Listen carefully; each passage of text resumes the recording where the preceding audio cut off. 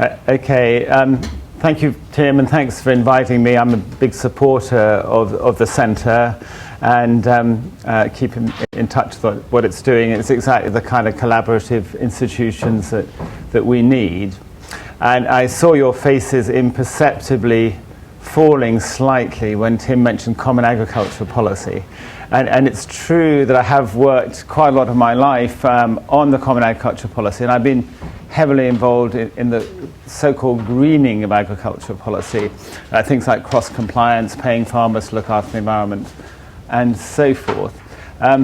But I'm not going to talk too much about that today, but I'm, if you like, an agricultural policy person leaning into the food world and trying to understand what the messages are, what it is that needs to be done differently in agriculture, and is this the moment to join up the agriculture and food discourses, and even more so the policy mechanisms, because Brexit does provide, unwelcome though it is to most of us, including me, to be perfectly straightforward, it does provide an opportunity to think again, and in fact an obligation and some pressure to do so, as I'll try to explain.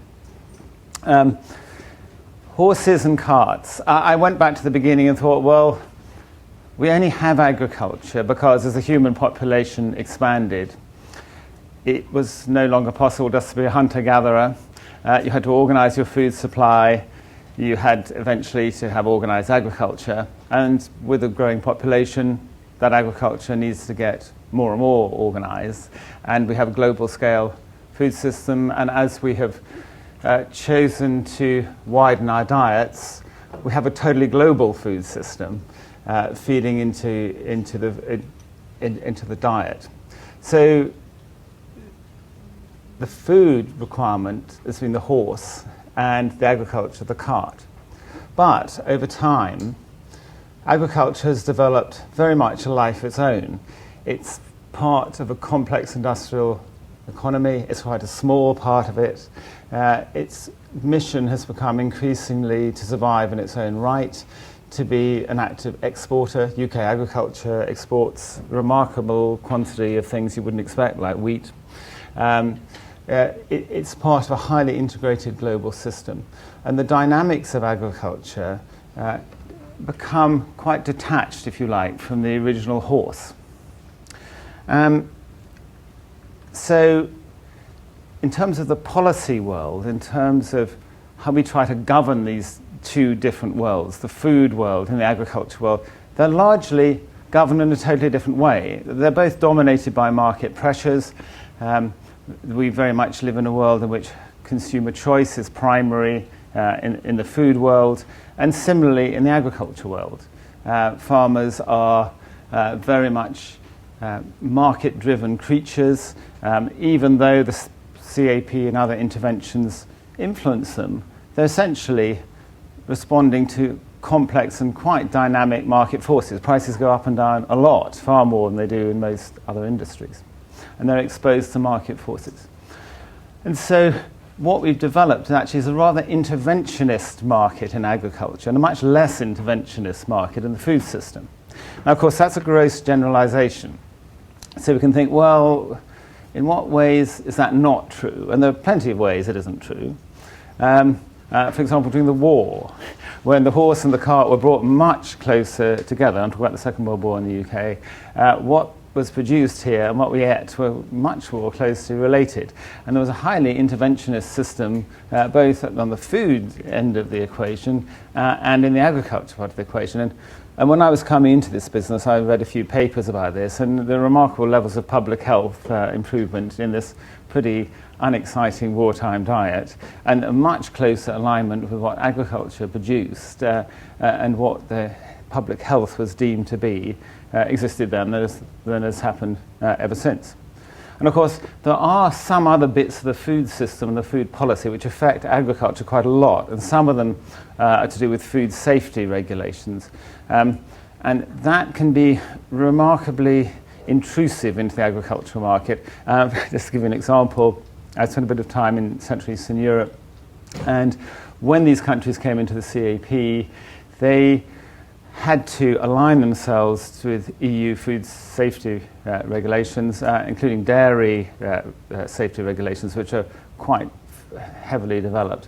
And so there were a lot of farmers had to abandon cheese making, for example, on the hills. So they'd make it in Romania. You'd see a lot of people making cheese out in the mountains in tents with the dogs walking around licking the plates. And it was a traditional system. I'm not aware of big public health issues, but it certainly wasn't very hygienic. And there was a whole period in which the Romanian dairy industry was trying to come to terms with food hygiene systems. So quite basic bits of food legislation can drive bits of agriculture. That can happen even today, especially in certain sectors like dairy. And of course, there have been moments when there's been a food rationale for certain forms of intervention agriculture, free school milk. This was deemed to be a healthy product at the time, by some people anyway, and so it became part of the rationale for dairy farming. And I think tobacco, when I grew up in the 50s, there were a few people growing tobacco in Europe, and in the UK, let alone in the rest of Europe. And tobacco farming is a big industry in southern Europe. And I remember being visited by some people from the Swedish government shortly before Sweden came into the EU. And they said, what's good and bad about the EU from our point of view? And I listed off a few things, and they were looking a bit bored. I said, well, for example, you're going to be helping to subsidize tobacco producers in Greece. We're still supporting tobacco producers in Greece, not so much for producing tobacco anymore. So here's an example of a health, not a food, I admit, consideration impinging on the agricultural system. And to some degree, I think the kind of focus on dietary change in the last decade, sort of talking about different approaches in different parts of Europe, like Eat Well in the UK, have had some impact on the market and therefore on agriculture just through market mechanisms. But on the whole, they are separate worlds. And the strategy for agriculture in Europe started off after the war, and this is a bit of a parody, as a productionist system. We weren't producing enough food in Europe, in the UK. So there was a lot of effort to pay farmers to produce more. The money was attached to the amount you produced. And over time, production indeed went up. There was a lot of technology change. And that then led in the 90s and more recently, the last decade or so, to what I call the decoupled era. So in agriculture policy, we're very keen on this word decoupling. What it means, oddly enough, is that you receive money as a farmer not coupled to your production, but decoupled. So essentially irrespective of the product that the farm produces.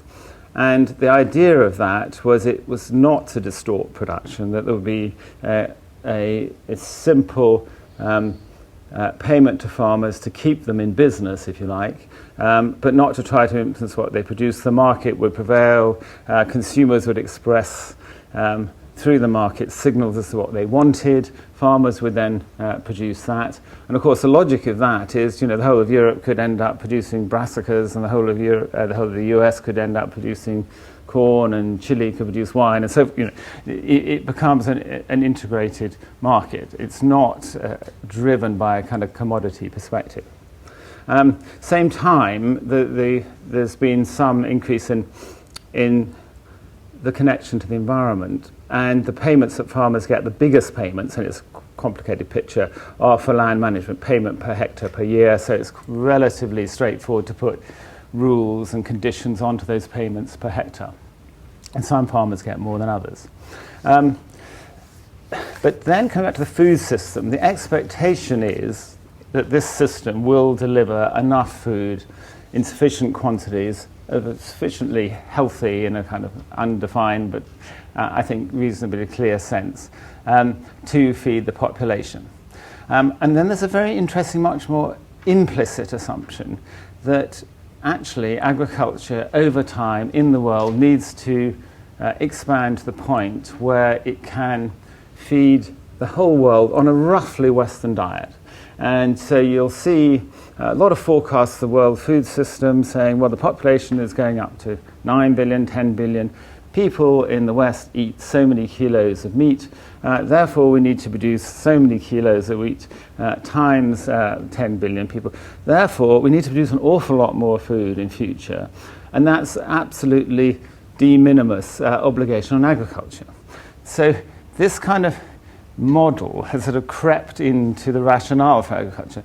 And so when there's an argument in Brussels about what to do next on the CAP, when the environmentalists are saying, well, we don't want necessarily quite so much emphasis on production, we'd rather have more concern about soil, water, biodiversity, carbon, etc. Well, the response to that is, well, we need food security. What is food security? Food security equals producing more. Why do we need more? Because the world actually, in the long term, will not do without a very much larger level of consumption to meet those sort of norms. So that's the direction of travel. That's where agriculture is going. That's my snapshot of how it relates to the food system. Now, of course, agriculture is not wholly decoupled from actually the food system and particular outputs.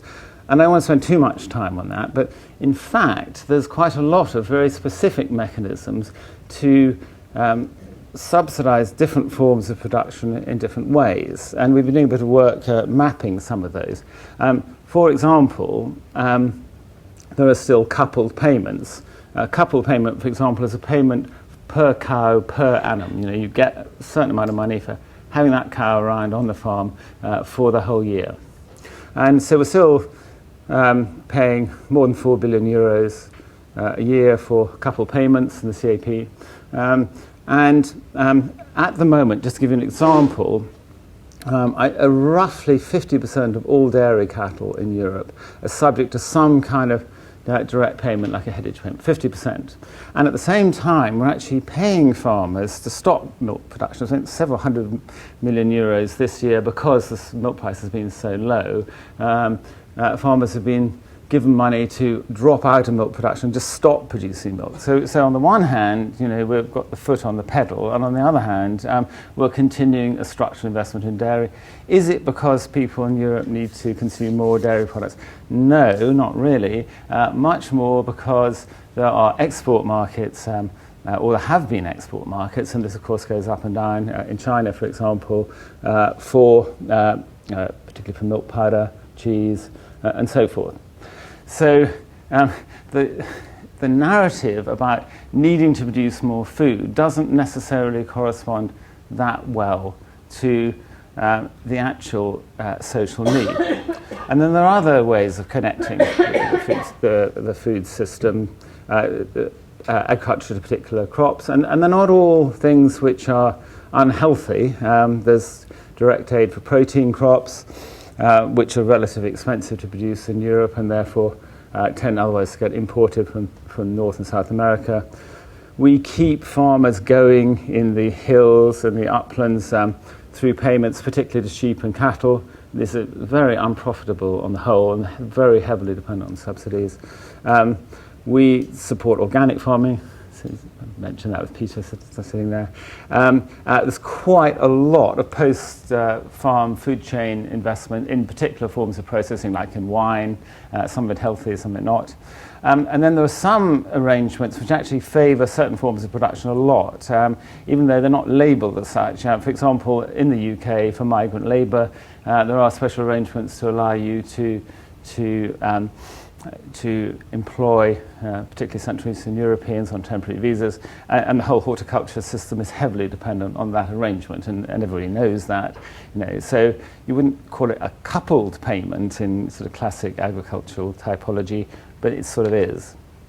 And quite surprisingly, in this sort of health-conscious, decoupled era, money spent on promoting particular products is going up rather than down, which is a little bit unexpected. So let's look at the numbers for food promotion and the CAP. This year is 111 million. Next year it'll be 133 million. And it's because we've got some crises in different parts of the system, particularly in dairy and to some extent in beef. But it doesn't all go to beef. Probably the biggest recipients of this food promotion are in fact fruit and vegetables, and organics will get probably 10-15% of it as well. So we're still promoting food choices in agricultural policy in the decoupled era.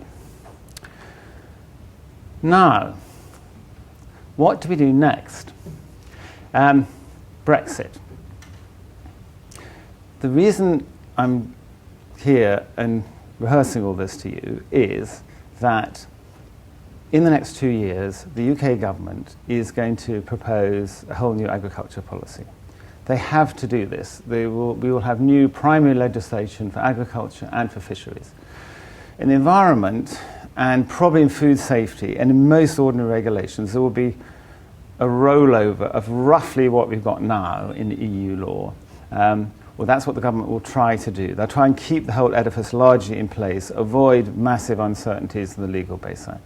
But you can't do that in agricultural fisheries policy, and we can discuss that later if that's of interest. It is unavoidable to have a new regime for agriculture and indeed for fisheries. And DEFRA is working on this now, and so are other government departments. So we will have, in the UK, a new agriculture policy. And this is a bit of a once in a professional lifetime operation. And since the beginning of the CAP, we've not had a new agriculture policy.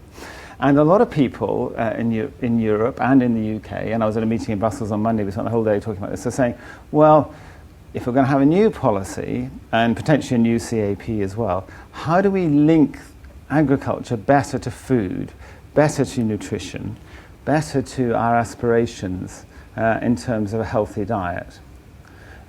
And that's, of course, quite easy to say. It sounds quite logical, yes. I mean, it's crazy to have agriculture in one box, food, health and nutrition in another box, and the two not meeting. Well, they do meet, and I try to give you a bit of a little snapshot of some of the different ways in which they get together. But it certainly couldn't be represented as an ideal marriage between our long-term social preferences, our aspirations in terms of food and nutrition, and what we're trying to do in terms of influencing agriculture production.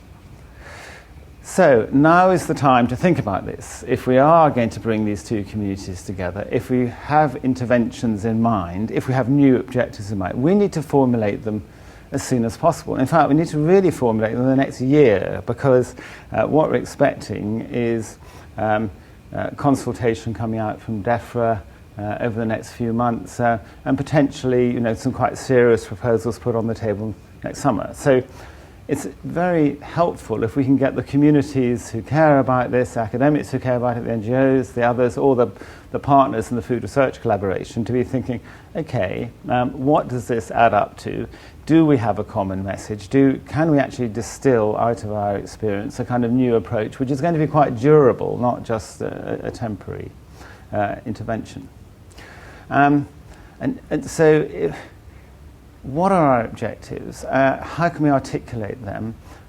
How do we envisage the sort of mechanisms? What sort of interventions would we want to go in the direction we want? What's the basis of these? And I've taken, as a vehicle for pushing this point a little bit harder, the idea of the sustainable diet.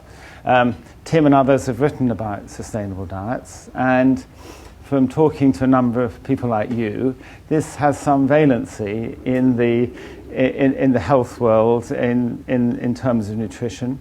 And I think it's quite significant, looked at from my point of view, in several respects, because up to now it's been quite difficult to translate a dietary goal, the sort of advice that's come from government departments about what we should be eating or what would help us to be healthier if we ate it, into something which could operate in any way in agriculture policy. Now, the sustainable diet idea has some characteristics which I think make it much more suitable for being part of the interface with agriculture. It's a way those two areas could meet, because it's seeking to capture both health and environmental benefits. Environmental benefits will remain very important in agriculture because agriculture occupies so much of the land. It's so important to management of water, biodiversity, carbon. To divorce those two is pretty much impossible, and it's certainly not going to happen at the moment. It's talking about a low carbon future, and it's very difficult in the world we now live in to envisage inventing any major sectoral policy at all which doesn't think seriously about carbon. It's just completely inappropriate, and the UK is one of those countries which is reasonably at the forefront of thinking about a low carbon world, so we can't invent a new agriculture policy without thinking quite seriously, well, how does this correspond to our climate ambitions? It's not coherent in any way. And also, there are different ways of calculating this, but I think it's not misleading to say that about 20% of direct greenhouse gas emissions are associated with our food choices. There's a lot of unpacking one can do about it, but it's a big slice. It's not a trivial slice. It's worth taking it seriously. And a lot of the people working on sustainable diets have very much focused on what's sustainable in carbon terms, for good reason.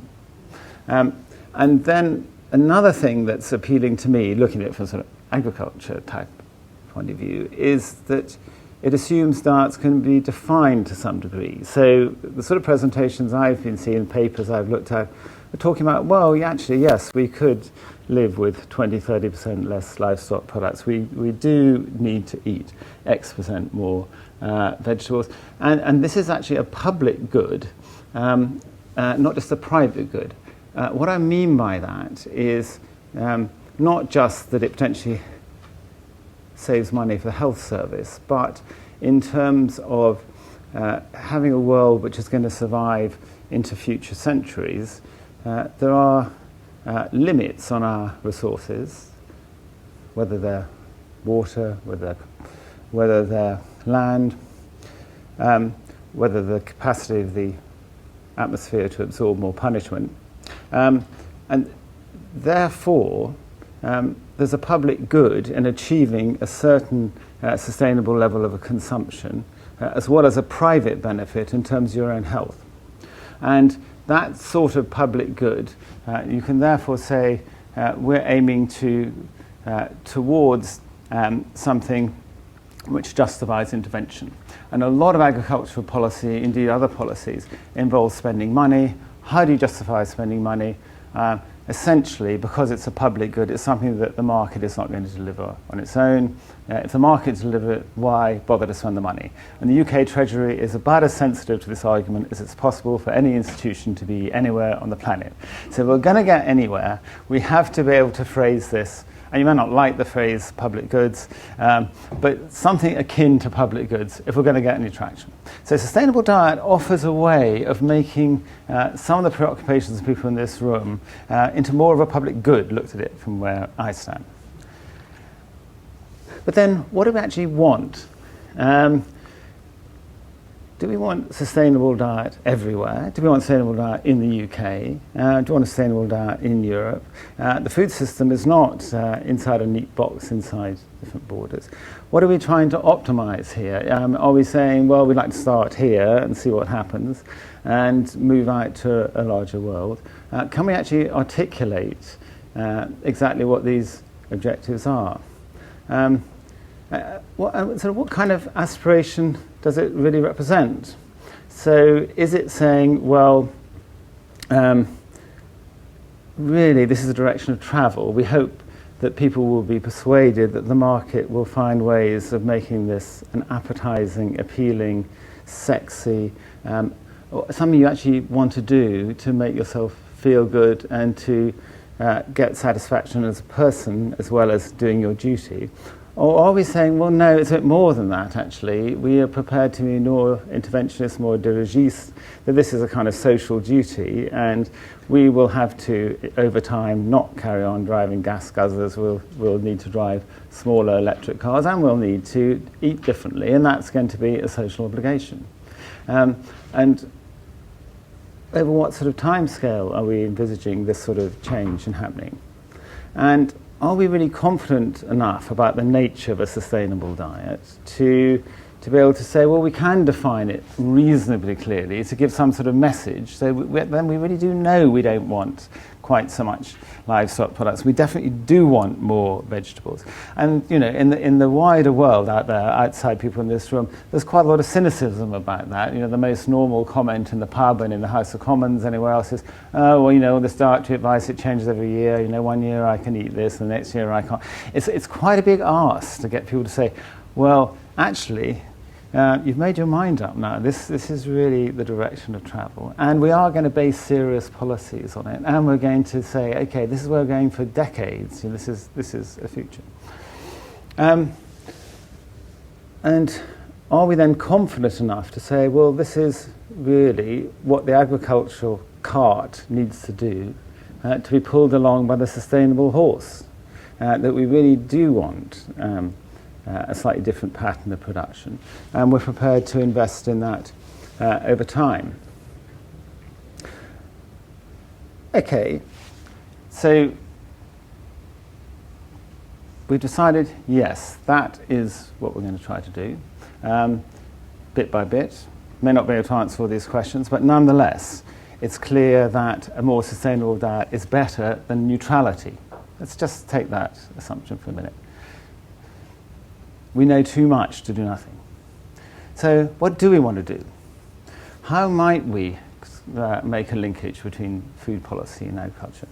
Food policy in the sense I've set it out. Well, one thing we could do is remove perverse incentives for farmers. We could have a truly dietary neutral policy. And I've tried to give you some examples of why it isn't neutral at the moment.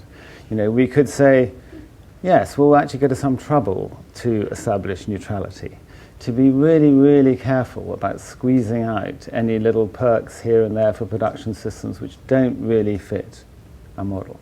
That would be one way of doing it. That would be a starting point. A second thing we could do is get much more serious about trying to characterize production systems and products. So we could really answer questions much more seriously about, what is the true carbon cost of imported versus homegrown products? We know in some extreme examples it's going to be much more carbon efficient probably to import tomatoes from warmer Mediterranean countries than go here. But there's lots of grayer areas. What's the real environmental footprint of the Argentinian cow as against the European cow? We don't really know. We haven't really got the metrics sorted out. And to start telling people, well, this is better than the other, you have to be pretty confident you know what you're talking about, and that this is something which is a bit durable and isn't just a matter of the way you've calculated the carbon price in the short term. So you've made actually some assumptions which could easily be unstitched, and the whole thing could look not very credible. So we could get a bit of metrics, a bit of language, a bit of capacity to actually have this conversation a lot more seriously, and that, in a way, seems to me a no-lose type of intervention. And then we could start talking more about the climate versus the other aspects of sustainable production. And quite a lot of people are doing this already, and I don't think we can do too much of it. The parody here would be the intensive chickens in a shed with full recovery of emissions, pretty energy efficient form of meat production in terms of just carbon footprint. What does it do for produces no public goods whatsoever in terms of landscape, biodiversity, probably animal welfare, depending on what the management's like, or just in terms of connection between people and food. And I think integrity in the food system, as a bit of an aside, is rather important. If we persistently know nothing about the food chain and everything is in boxes and totally removed from us, that in itself seems a problem. However, it's not going to be easy to trade those things off. They're not particularly, they're using different metrics. And then we probably need to think more seriously about the global distribution of supply. You know, under the present market-based system, the UK is quite good at producing brassicas. You know, do we worry about that? I mean, how far do we want to have domestic production? And the old-fashioned sort of self-sufficiency arguments were about food security, and they may be more pertinent now than they were a few years ago. But I think there's also new issues, and to me they're to do with accountability, familiarity, proximity, that how can you expect people to actually engage in food and have real choices? They don't know anything about it. It all comes down a pipe from a very distant place. There is merit in having the food system, which is so important to our culture as well as our consumption, actually visible in some ways and accountable to people and part of a more integrated approach to how we manage our life. I'm coming to an end, so I'm going on a bit.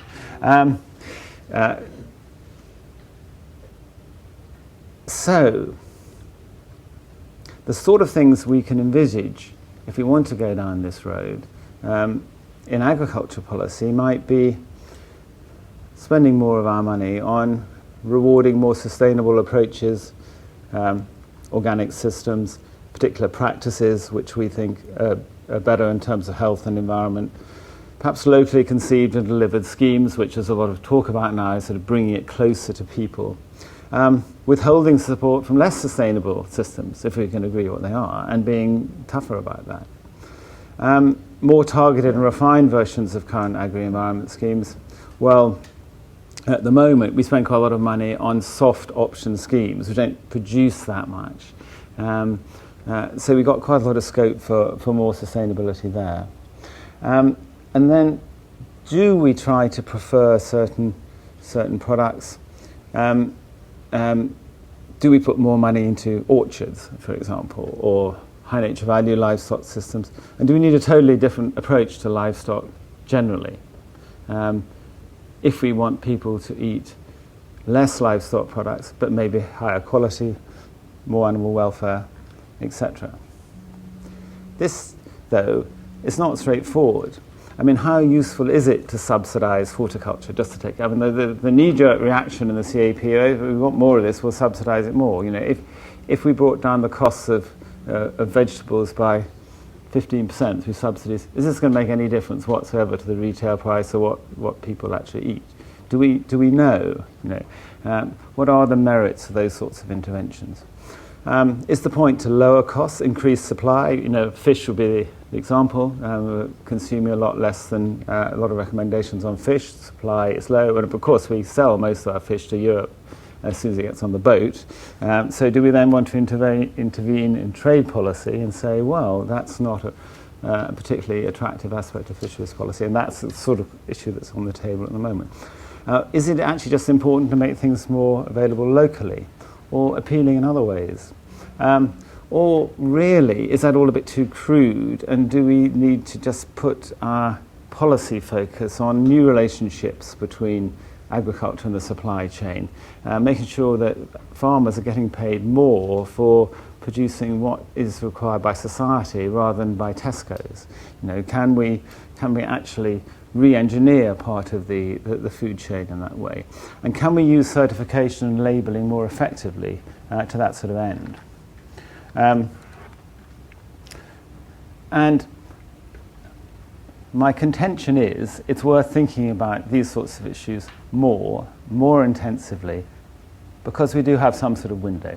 I mean, always be suspicious of people who offer you a window. It's usually smaller than it looks. And this may well be the case with Brexit. But we certainly do know, because of what's happened, that there will be new legislation, there will be new institutions, there will be a new set of people who are thinking about how this happens. And so we have a bit of a chance, first of all, to have a conversation amongst ourselves and to perhaps do a bit of reframing, do a bit of fresh thinking, and try to weed out bad aspects of the old system at the very least, and hopefully build in something which does bring these two communities together, because surely the whole idea of sustainable diets, the whole convergence between food and agriculture policy has to be right eventually. That is what agriculture is for, to produce food. And so we'd keep the horse and the cart in the right relationship. Thanks so much.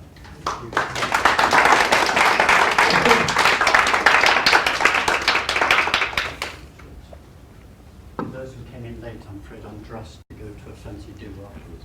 I'm not all singing or dancing. Is it on? It's not on. It's now on. It's on, that's on. You have to use this mic because it's being recorded, as you just saw. Any questions? Firstly, thank you very much. I've got lots, but we've already got one. So can you come on and pass this back? Can you say who you are? Hi, my name is Clementine. I'm a student. I was wondering, you talked a lot about what we're producing, but not really about the way that we're producing it, because it seems that the reason why there are so many pressures on the two systems that you were talking about is market forces.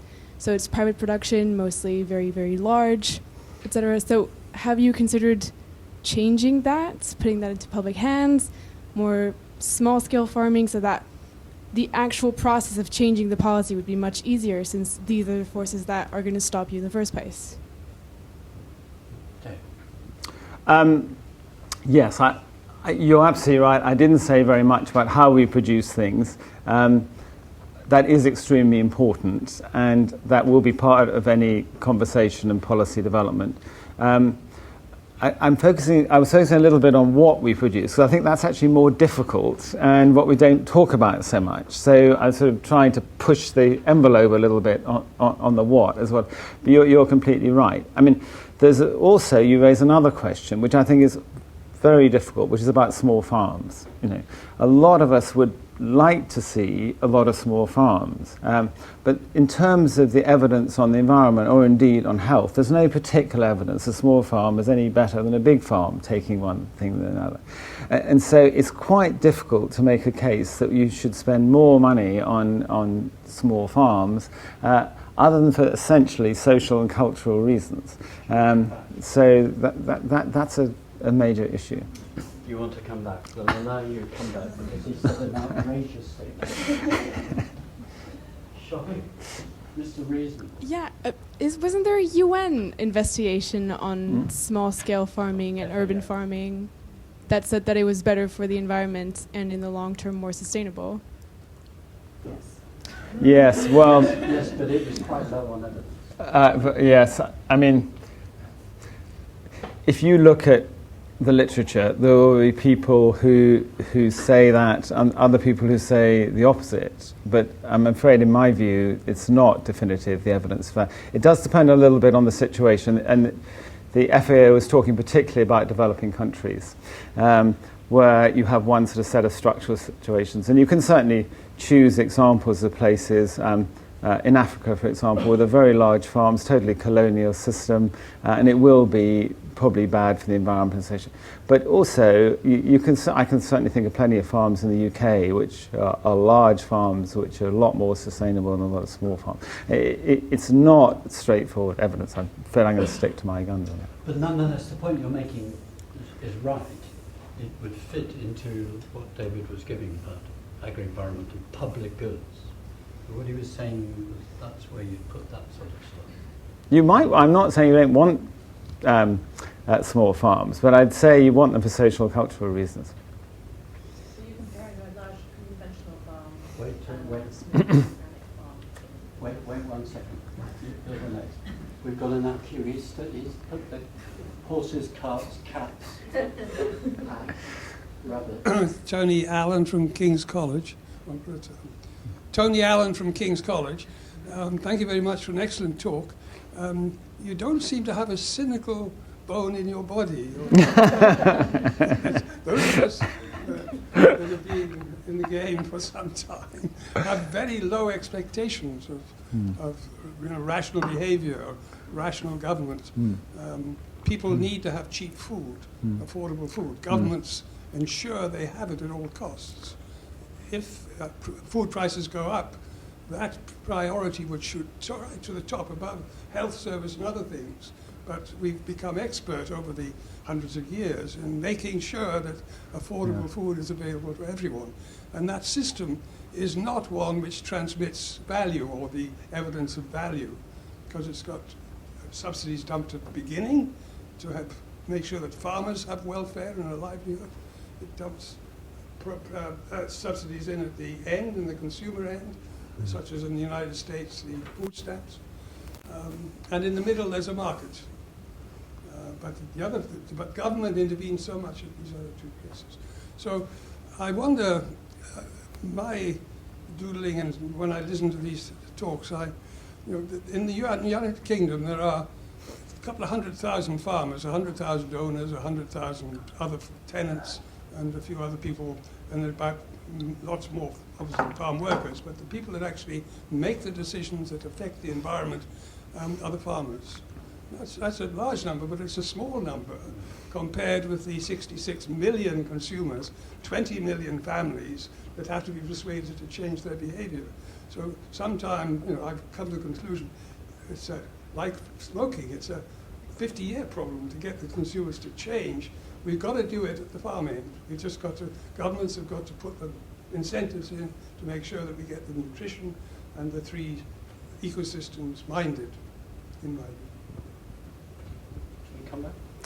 Yes, I mean, I'm very flattered that you don't think I've got a cynical vein in my body. Quite hard to work on the CAP and not have a cynical moment. But you're right, I've been talking up the opportunities here. I'm not saying any of this will be easy. I don't think any of it will be easy. And I don't think the government is excited right now about a big change in policy in the direction I'm talking about. I think it will have to be fought for. But I do think it's important for our community. I mean, you were saying just now, well, we want to get the farmers producing, we need to get the system producing the right thing. But I think we have to be slightly clear about what that is, and exactly what it is that we are asking to be done. Because I don't, necessarily get that message from your community. Well, what exactly are you asking, the primary producers to do here? Okay, we know what they want to look after carbon, they want to look after the soil, animal welfare, blah, blah. But what exactly are we asking for? I think we have to think a little bit harder about that.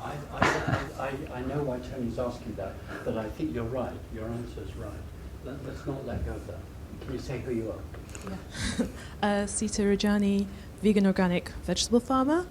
I've got a few comments. Firstly, I find it really difficult when I hear the word carbon being mentioned and not an environmental footprint, because I think that's what we need to be talking about when we talk about sustainability, and not just look at one aspect of climate change, etc.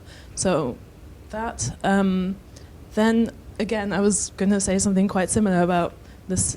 I'm very cynical about this government, and you're talking quite positively about their potential policy and how it may look in the future. I don't see that at the moment. DEC being gone, I find that quite difficult to see your vision being presented in the future. I also find it quite difficult to see how that's possible. You talk about we need to fight for this, but who are these we? I don't really understand. I'm not really that involved in this area, but I find it really interesting. I'd like to know who the we is, how that's actually possible, and how that change could possibly be made to a more sustainable farming future. And for me, that would be an organic, small-scale farming future. And I think there is enough evidence out there about how conventional agriculture is destroying the soil and how organic agriculture isn't. And small-scale is, there's a few different definitions of that. So, yeah. Very good. I think that's enough of Well, one thing, so just to be very, very clear, I'm not in any way trying to paint a vision of a rosy future. I don't think the government didn't plan to do any of this. All I'm saying, by accident, we've come out of the EU by a mistake. So suddenly we're forced to redo our agriculture policy. So I'm not saying this is a shining moment of revelation, which all I'm saying is there's been a car crash, and recovering from the car crash means introducing new legislation. So, for people in civil society, it is just by definition an opportunity to come in and say what we want. So, I'm not in any way forecasting that anything good will come out. It could easily be worse worse than what we've got now. I'm sorry if I wasn't clear about that. I apologize. I'm simply saying now. It's a matter of timing. This is our chance to articulate something, which has been much more difficult to do in some ways. And the CAP, which I personally carry on working on the CAP anyway. It was, and carbon, well, I agree with you, but I think the reality is, A, carbon's important, and B, it is what will affect ministers in any government. I mean, you sign the Paris Agreement, you start working on it, and it has altered, I spent quite a lot of time with agriculture ministers all over, officials all over Europe, and they all know they've got to do something about this, and so they will grind away, and they shouldn't do it outside a bigger picture of sustainability. I completely agree with you. And making that clear, we have to spell out what that means. And organic certainly would be a very big part of it, I agree. But the organic is vulnerable in this situation. I'm going to carry on being annoying, because the carbon footprint of organic food isn't always ideal. But the environmental footprint is Yeah. Yeah. Sure, no, I agree. The interesting thing is where an environmentalist saying public health and consumption. Don't lose sight of that. Try, say who you are. I'm Claire Mohis. I'm at the centre here. My question, I think, relates to some of the discussion we've been having. You stressed the importance of getting some metrics on sustainable consumption or sustainable diets and how. My question, and we can see in the discussion here, we need evidence that we can trust. We need some metrics. So our question is, who is developing those metrics and working on them, and who can we trust to be doing it? Because the evidence which is coming at the moment, it tends to be quite limited, and on one particular aspect, soil or. And coming from people who have got interests, is there any way we can have some good metrics developed independently? Question. Well, I think that is the job of academics, in large part, to try to get that right. And there are quite a few people working on it, but I think that a lot of them are working on the carbon metrics. And I certainly see in the debates I go to in the UK, there's some good work being done, by people at Oxford and elsewhere, but it's very heavily focused on carbon. And I think there are dangers of that if we don't develop some of the biodiversity type metrics, for example, the water metrics, a bit more fully, we could end up with quite a lopsided, slightly lazy view of what's sustainable. It could be all seen through a sort of carbon prism, and we could come out with an answer that people don't want. So certainly the NGOs should be lobbying on that, and I think one problem, sorry, just to be nerdy for a minute, is a lot of the people who do work on it at a global level use econometric models, and a lot of those are very unsatisfactory in my view. So having a lot of case-based studies, a lot of real-world studies, what actually goes on in particular places, bringing those to confront the models, so we have endless reality checks against oversimplistic pictures of trade-offs, I think is quite critical. I think that's a very good answer. And just to plug the food research collaboration, that's exactly what it came together to try to do. And we have from the centre, we have a book coming out in March looking at sustainable diets, which sort of tries to address this problem actually, of what indicators, what measures, what values would we use if we did want to redesign agriculture around sustainable diets? What would it look like? So I think it's a great question. Pass it from Public Health, Diane. Thank you.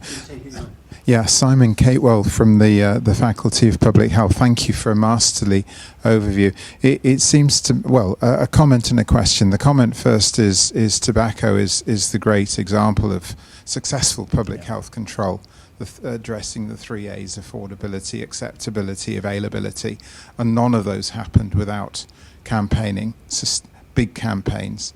In Mexico recently, we've had 200 non-governmental organisations join together to provide the machinery to push the tax on sugary drinks and raise revenue. And that's my question for you.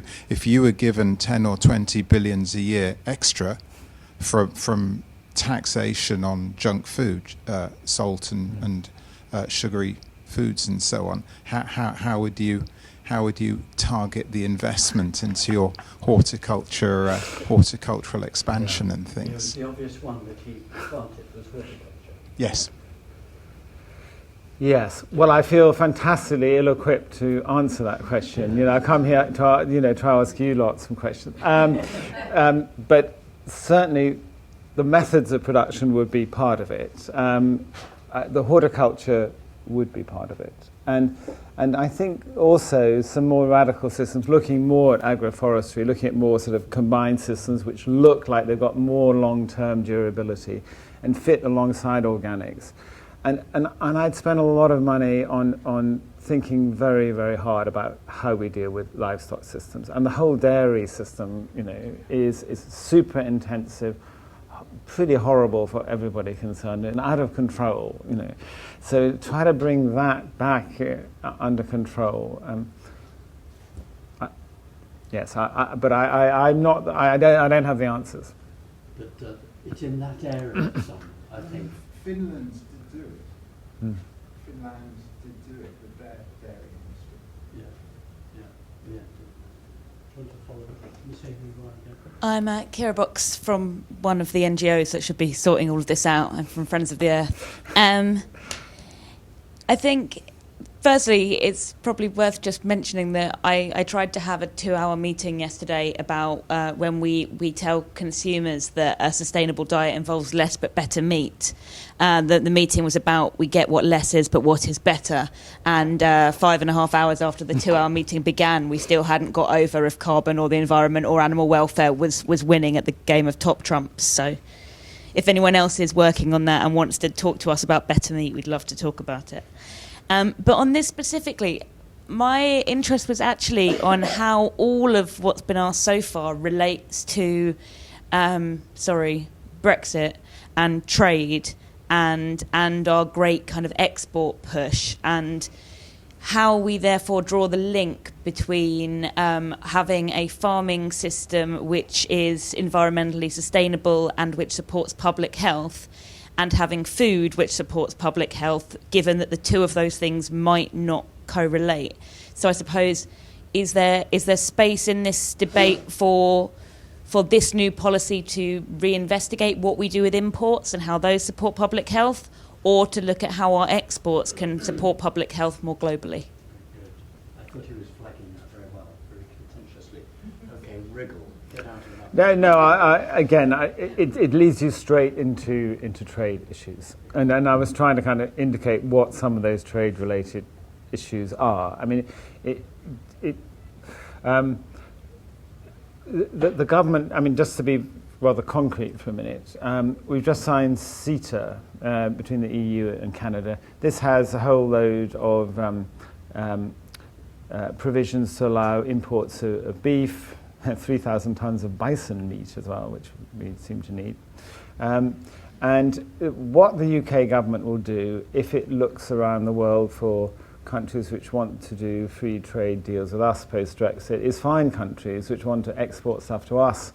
And a lot of them will be countries like possibly Australia, like possibly in South America, which actually want to sell us beef, because our beef price is way above the world market price. So we are going to, I think, have to fend off some some pressures to go rapidly backwards.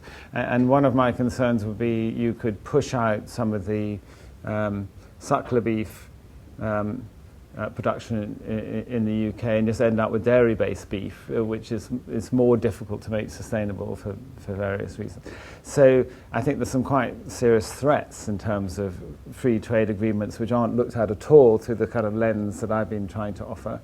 And equally, as you say, kind of longer-term opportunities in terms of, agriculture and trade policy do go together quite closely, and how can we promote something which is not over-discriminatory and not be caught. I mean, Switzerland has had a real problem like this. I mean, they have difficulty keeping out high quality, let's just say, free-range eggs, something quite basic. They struggle under WTO rules to keep those out of Switzerland, and having their own farmers undercut by French imports.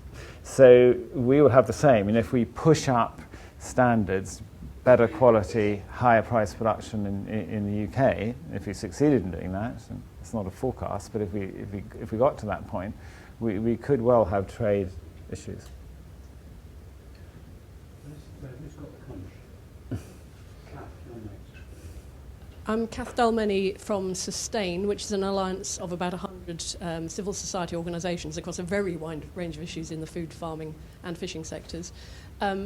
I have in my body bones that are both cynical and possibilist, and I try and balance those thoughts to try and get through tough times like Trump being in charge, that kind of thing.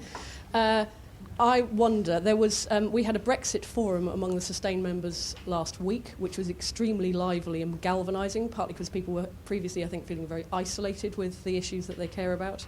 And I think there was a massive sense across all of the issues that the Alliance is concerned with that something like an agricultural act that would be better, Tim was there, you were championing it brilliantly, would be something that people would want to come behind, both with cynical and possibilist understandings that may not be heard, but that we needed a rallying point and that would be really important. So I wonder, because you've been sort of mulling these kind of things yourself, two things. On the cynical side, what do you think an agricultural act would look like if we aren't listened to? So what's the likely outcome at the moment? What's Liam Fox going to do to our world?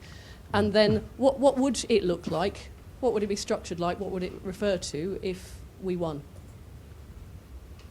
Cool. Get your brain around that. Nice Well, Give Kath, me yes, another- you're part of my audience. Yes, I'm sorry, I would have liked to come to that meeting on Thursday. I mean, I think you're doing part of what I'm suggesting, which is very much trying to get people together in the same room. But your challenge is a good one. I think the danger is we will go for more liberalisation, essentially, which take advantage of kind of less bureaucracy. And that could mean liberalisation in quite a few ways. More imports of low-cost food, sort of beef things I was talking about, less regulation around GMOs, pesticides, more risk-based, less hazard-based approaches, sort of stuff we're all familiar with, less interest in public health, more pressure on farmers, not much money for farmers, so going to be swamped by imports from, and therefore farmers will be under huge pressure to rationalise their businesses, cut their price, basically get structural change. And a lot of people will go out of business. So I think a bad outcome could be pretty bad. A good outcome would be, a good outcome would involve keeping money in rural areas so that the Treasury is persuaded there's public goods worth paying for. That would be that's fairly important. Not liberalisation. A benign approach to trade negotiation. The continuation of most EU regulations, more or less as they are, just to keep us going until we actually have better ideas, including on pesticides. Pesticides I would have quite a lot of concern about. And getting to grips with this food issues. I'm not envisaging there'd be an overnight set of prescriptions. We suddenly have 22 interventions in agriculture in favour of horticulture. More that we say, okay, this is a process, this is our direction of travel. We actually have an objective for agriculture policy, which is to support the achievement of sustainable diets. And we will develop programmes so farmers know, what to expect over the long term and get some confidence, a sense of direction. And then we do put in place some measures over time. And it's got to be done with the farming community. And I should have said that earlier. This is not, it's great having people in London in a box, thinking up things, and that's actually necessary. But at the same time, to have something which works, it very much needs farmer engagement. But they need to know what the social objectives are. And right now, the government has, I've seen no idea, they've offered no vision of what the social objectives are. And I think this is what NGOs are good at, saying, okay, well, what are the social objectives? Thank you. I have awakened my possibilist feelings. I also wanted to thank you very much for feeling excited, and also to Tim, thank you for your food thinkers talk. I've watched it 4 times so far. Very, very good. She must be very bored.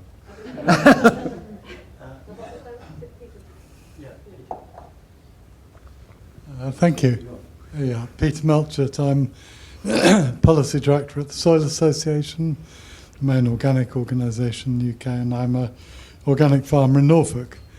And that was very interesting. Thank you very much. I think we can help Friends of the Earth with what better meat looks like. It's pretty clear cut, nutritionally and environmentally. It stacks up, grass-fed, organic, and so on. And a general point I would make is that while you said there's uncertainty about lots of measurements and a dearth of actual measurements on farms as opposed to modelling, I think the broad brush of what we need to do and the evidence behind that is there. I think one can get bogged down in all sorts of little difficulties. Maybe you ran the risk of doing that with chickens in sheds, because if you take the whole of organic farming and compare every different bit of it to non-organic, chickens in sheds and pigs in sheds are the two areas where you get lower greenhouse gas emissions.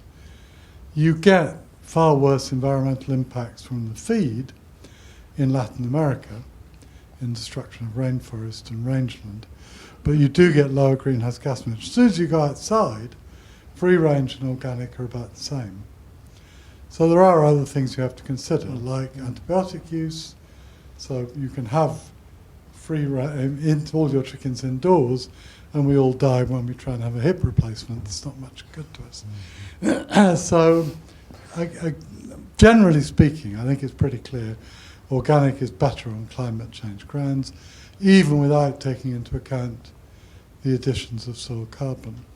And I was interested and encouraged by you saying that Paris has made civil servants think about this. I can see that happening in Europe. Do you think it's, so my first question is, do you think it's happening in DEFRA? And by the way, we're talking about England here, not the UK, I think, aren't we? Even when it comes to agriculture and health policy, it's going to be different in Scotland and Wales. The what to do bit of it, I mean, I think there's quite a lot of things. You mentioned agroforestry, and you can have agroforestry with nuts and fruit trees, which we need to produce more of for health grounds, brilliant for climate change, all sorts of advantages, good for biodiversity. You didn't mention public procurement, which is a major force in changing diets. And in answer to a comment from over there, I would say, actually, our experience in working with schools, about half the primary schools in England and many others now, is that you can change diets quite quickly. It's not, and it's the intractable problem that everyone makes out. 3, 4, 5 years, children are eating completely different diets, and affecting what their parents eat. So it's not just them. So Do you want to do the first question? yeah. Just to finish on the second thing, the problem I've got, the second question is, what are you going to find which the government will want to do, which is continue to give money to large farmers and landowners on the sort of scale they're getting now, because their economics are going to be affected just as small farmers are, while just supporting public goods. Is that possible? Do you want those two? Great, Right. Where to begin? DEFRA in England. Yeah, you're quite right. I mean, essentially there will be different policies. We don't know how different in the 4 countries of the UK. Just to pick up on this point about sheds, yes, I mean, if you have animals outside and they're living longer lives, they're spending energy walking around and stuff, there are going to be less energy. And I don't think there's any point in having an argument about that. That's fine. You know, there's a payoff there. And so I don't think I disagree with you. I mean, I think we just have to make the point that there are merits in having animals outside, and I think there's quite a lot of coalition of people who agree with that, including ordinary people who actually like seeing animals outside. You know, just to take it.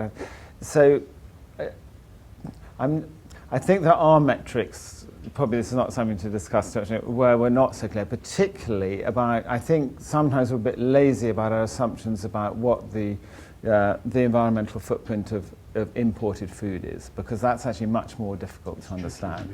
And people do make a lot of off-the-cuff assumptions about that, which I don't think always stack up. I'm not saying you do or the Soil Association does, but you certainly see a lot of that. DEFRA officials, yes, I think some of them, there are some people in DEFRA who are quite well aware of this agenda, and I think are open to ideas. I mean, whether they'll prevail in the end is another matter. And we don't even know, traditionally, agriculture policy has been set by the Treasury in the UK, effectively. And we don't really know now whether that'll carry on being the case. I'm not sure how much DEFRA matters in some ways. But I think some of them do realise, and they are under some pressure from the Climate Change Committee and others to deal with carbon. And my forecast is that they will try to do something around carbon, and we have to be careful about the perverse effects of that alongside the positive ones. Certainly organics I would see as a very important part of the solution, but not the only one. And are we going to be are we going to be able to argue against the, as you rightly say, that the temptation will be to avoid a car crash with the losers? The sort of thing we're talking about means a lot of people who are used to getting money will get a lot less. And no government likes confronting losers. So what they're actually thinking about in DEFRA right now are ways of phasing out direct payments, to get a bit nerdy, and coming instead with a system to kind of risk management payments. In other words, to help farmers when they have a total dip in pricing. And nobody really knows how to do this, and that probably will end up being the main agricultural policy argument about how to phase out direct payments without making farm income so insecure. That actually, I'd say, is the number one issue. And then the second issue will be how to make public goods provision more efficient. And that could all go in the wrong direction as well. So I've been trying to kind of push us onto these sort of visionary planes. We've got a bit of an objective. What we're actually going to have to do is spend a lot of time arguing about those particular things. And I think there's a big prize for the person who knows how to do the risk management. And I think the change will be transitional in order not to hack off too many big farmers. Except, I mean, on the risk management, most of the thinking in the last 10 years has been to encourage farmers to go down the route of futures and that they manage their own risks rather than state-funded or public goods in orientation. So I actually think when we've got Mrs. Lidsom as our Secretary of State in England, I think that's a distinct likelihood. Remember what her policy currently is. It's just to export more British food, English food, UK food to compensate for the food trade gap. And the target is to raise sales by 2.5 billion plus agri-tech. So essentially currently DEFRA's food policy is an agri-tech policy plus an export policy. That's what it is currently. So, which is why I personally really like David coming along and saying, look, you people start thinking public health and the integration of public health and the environment as a goal that you want to aspire to, and you argue for it. I think it's publicly winnable, actually. Think about what it means. What does it mean? I mean, in the long run, does it? How far are we going to intervene in the name of public health in agriculture? I think we can certainly support organic, and there's no question about that. But I think it's a bigger set of questions than that, and I'm not sure that voice is just put the challenge to you. I'm not sure that there's a clear enough vision from the public health sector right now as to what it is we want. I think everyone might agree with that. I should have a microphone. Just say this, Jane. From my point of view, I completely agree with David on that last answer. I think that we've been so locked into EU-type discourse that we haven't been giving enough energy to what's the common public interest position. I mean, there have been some attempts, the Square Meal Group being a rare example, but that was heavily agri-environment with a bit of bolt-on public health. But I think this is now something much bigger. So I think what Sustain is thinking of doing this attempt, and your thinking here, is really good timing, actually. What sort of food system do we want? And we should be articulating that and trying to work out ways of doing that. I mean, David knows some of you here know, I think we've got to be, one rallying point may be a sort of a new Food Act, because the Great British the Repeal Act is merely going to roll in existing EU regulations and standards and law, but then, as one Tory has said endlessly, to sit with our delete button and just go delete, delete, delete, delete, delete. You know, it's a great metaphor, actually. If you think of it, that's what a lot of people are preparing to do, in which case we need to be thinking, well, what would be a good pro-public health? Simon Capewell from the faculty. This is really important, because here we've got the Royal Colleges, a powerful voice, highly important, well-placed. So, I mean, it's really important you pick up and run with this, Simon, I think. I think there's a real potential in this sort of idea.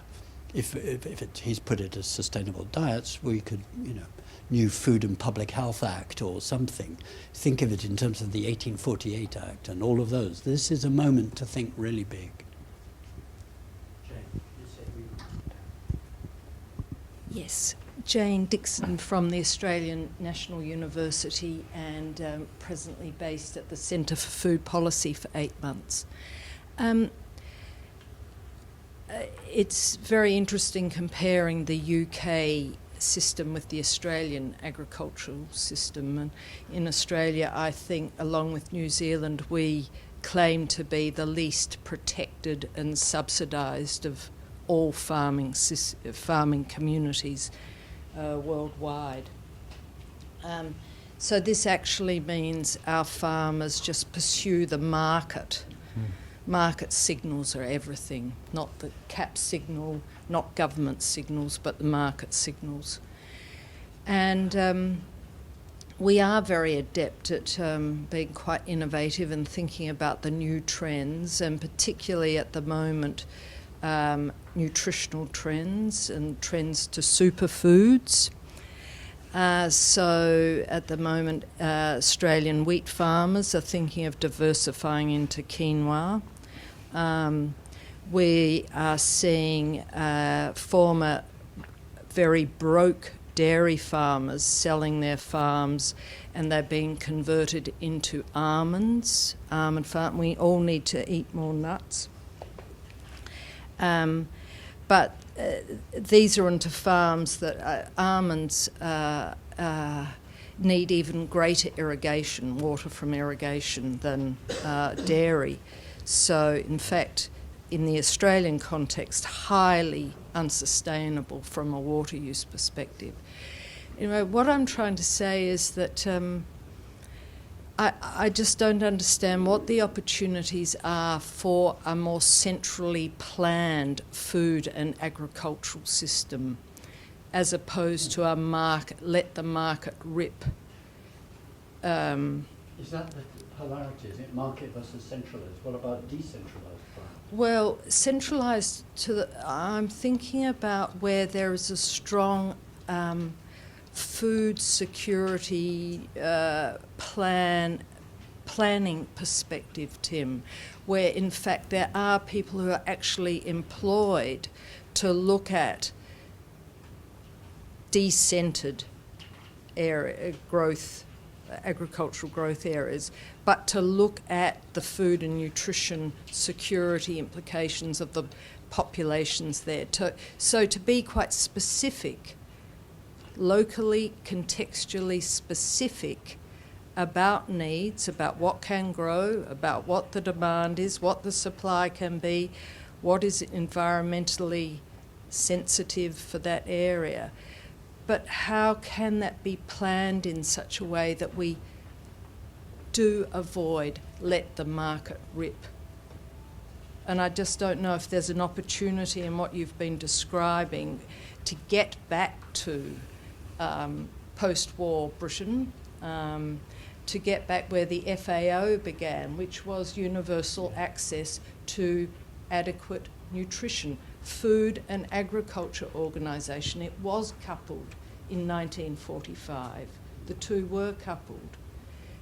But there was a lot of central planning, or perhaps that's old language, but people were employed to actually say, well, this is the demand, here's the supply, where do we make up the shortfall, how can we develop new markets, how can we be innovative, but to meet human needs and environmental needs. For those of us with long memories and good history, it's called rational food policy. Yeah. I mean, my fear is, I didn't really come here to make a forecast what's happened. It was more to try to articulate a challenge. I mean, my fear is it'll be, yes, the more likely than not, we'll go into a more liberalised direction. You know, that the people in the government at the moment seem keen to take opportunities to try to justify Brexit by removing legislation, because that is going to tick a box. So I think it could all go horribly in the wrong direction.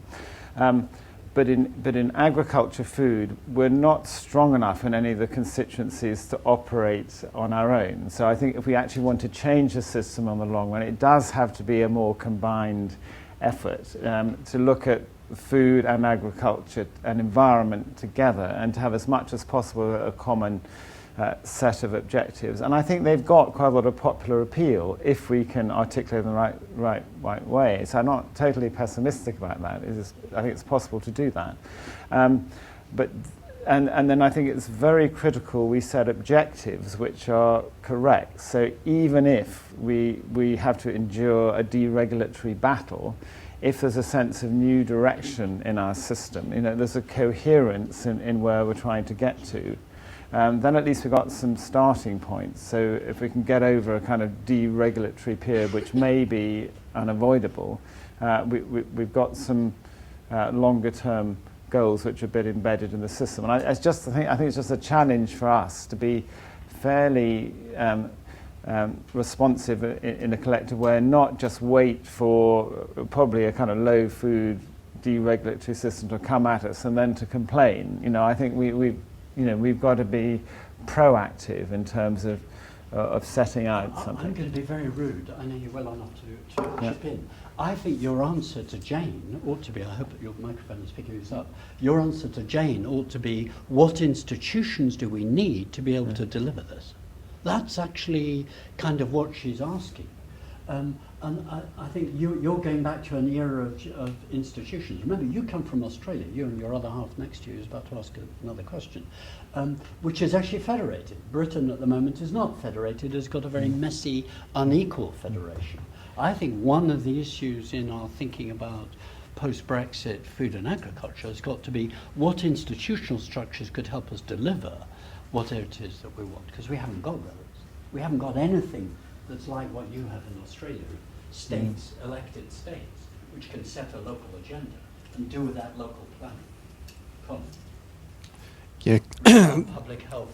Colin Sindel, former public health civil servant, also from Australia. And having dealt with some of these issues over many years, and once again, a fair amount of cynicism, but also some optimism. I think that's fairly shared tonight. Look, I guess my question or comment is, given and it partly, I think, probably links to what Tim's saying about institutions, given the interconnectedness of so many of the issues that we're talking about, and we're not just in a sense, yes, we're talking food policy, we're talking agricultural policy, we're talking environment policy, we're talking health policy, we're also talking land use policy, planning policy, etc. I mean, and if we think of the whole system that needs to change, working towards policy alignment across all of those different areas is something I've found as a civil servant incredibly challenging because of all the different drivers at play. But also, what we're talking about, as various people have said, a huge amount is market driven, and as I think the gentleman in front of me said, you know, on the one hand, yes, we've got some levers in terms of agricultural policy that governments are sometimes prepared to use. We've got some levers in terms of consumer and health sort of related policies, but that whole black box in the middle, in a sense, in terms of the corporate sector, the retail markets, and how that operates. I mean, certainly in Australia, you know, once again, one of the biggest players, one of the most powerful players in terms of shaping any sort of food policy is the Food and Grocery Council. And they're really representing the major corporate food producers,